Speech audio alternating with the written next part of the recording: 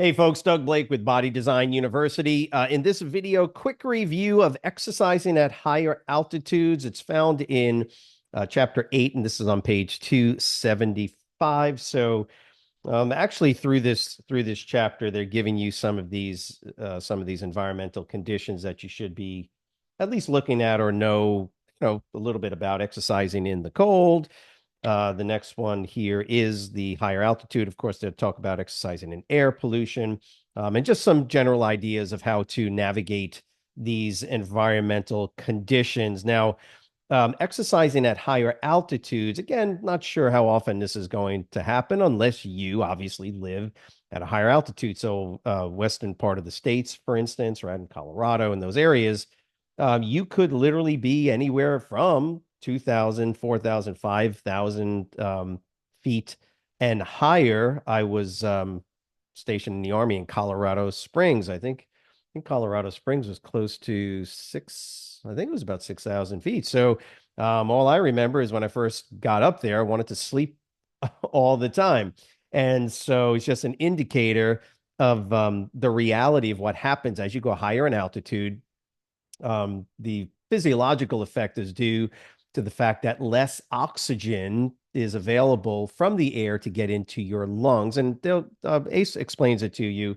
It's called a partial pressure variable, partial pressure of oxygen. In other words, the ability of the environment to essentially push oxygen, the pressure of oxygen as you get higher and higher goes down so that it has less force essentially to push oxygen molecules into your lungs, into your respiratory circulation, and yada, yada, yada. So you have essentially less oxygen in your blood. Just real quick, it's one of the reasons why the Olympic Training Center is in Colorado Springs, Colorado, is to get people to train and adapt their body to increase because of the lower amount of available oxygen in the air. If you trained there for any appreciable amount of time, it literally takes months, probably, longer than that. But the longer you train at altitude, the body adapts by increasing the total volume or density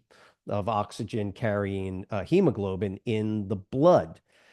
So once you go from altitude where you've now altered or adapted the body at these lower partial pressure of oxygen levels, now you go down to sea level and you automatically have more hemoglobin, therefore more oxygen carrying capacity.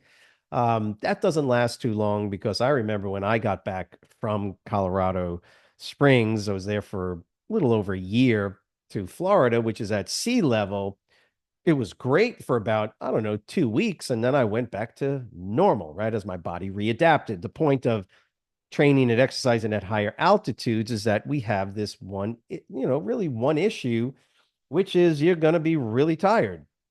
You're simply not going to be able to train at the highest level of physical output. Now, again, if you live at high altitudes, after living in Colorado, any of those states where normally is 2, 3, 4, 5,000 feet above sea level, you're just going to get accustomed to it anyway. So it's not that big of a deal, but they're trying to help you to understand that if you do go and you're not fully acclimated, keep in mind, you're going to be tired, you're going to want to sleep more, and your physical capacity is not going to be at its highest level, particularly obviously in those exercises that require, a fairly high level of cardiac output and oxygen usage. I think it makes sense. So it basically tells you that at moderate 5 to 8,000 feet to higher altitudes above 8,000, there's just less oxygen available in the air to go into your lungs, and therefore, you won't have as much oxygen floating around in your blood system, and that's going to lower your physical capacity, right? Especially again with cardiorespiratory training. They're going to give a couple of words that are important to keep in mind from a testing perspective: acclimatization, acclimate to acclimate. So acclimatization Now, they're saying the first phase of this takes place approximately 2 weeks, although it may take several months to fully acclimatize. Even after acclimatization, it's important to recognize that performance will not be as good at altitude as at sea level. Doesn't mean that you can't be a trained Olympian at altitude. Of course you can. It's just saying that comparatively, at sea level, you will, for the most part, have a higher level of performance. So, altitude, figure 814. Again, these are important numbers to know, and that's why I'm going over this. Keep these numbers keep in mind. So, what they call low altitude obviously is 0 feet above sea level, meters or feet above sea level. All the way up to 1,500 and to 2,500 meters, or 4 or 5,000. 5,000 feet is sort of that cutoff where we say you're no longer at low altitudes, you're in the moderate altitude range. And you can see these numbers go from 4,900 or 5,000 to 8,000. Once you start moving up above 8,000, you're getting to high altitude. And really, for the most part, now anything higher than that are just sort of variations of how bad it's going to be. High altitude, painful. Really high altitude, just even more painful. And then you get to what they call the death zone, which is essentially trying to climb Mount Everest with no oxygen mask, for instance. So they call that the death zone. And by the way, you just can't live up there anyway. I don't care if you got oxygen or not.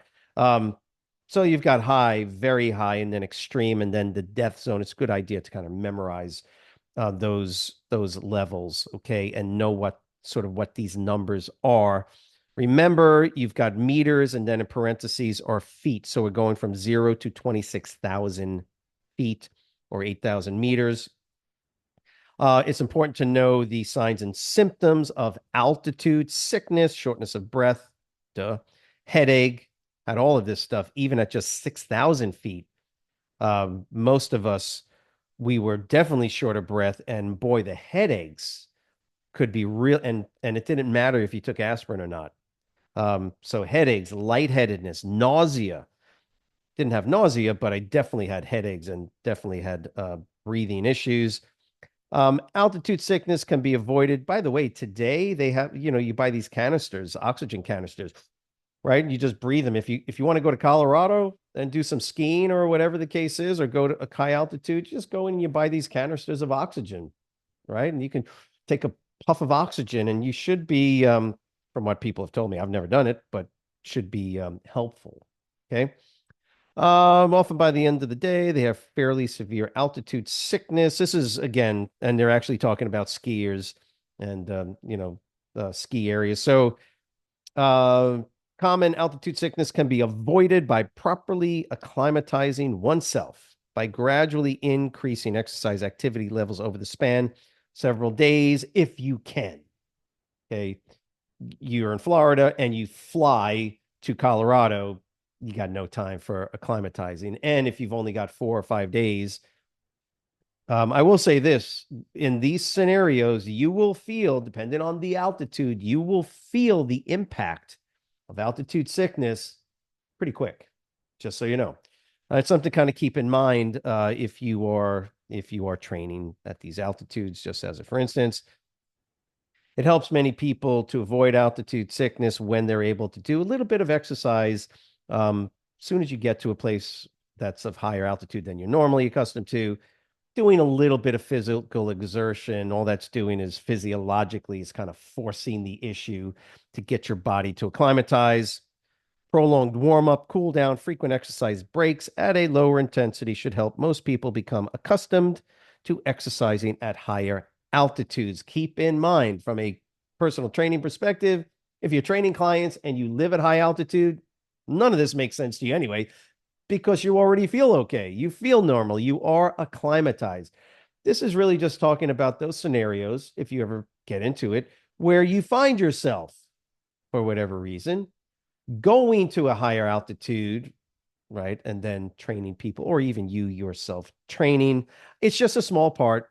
I wanted to refresh you on it just to make sure you understand some of the terminology and the numbers. And that's what's important about this from a purely academic test taking perspective. Hope it was helpful. If so, just write the word understand in the comments section below.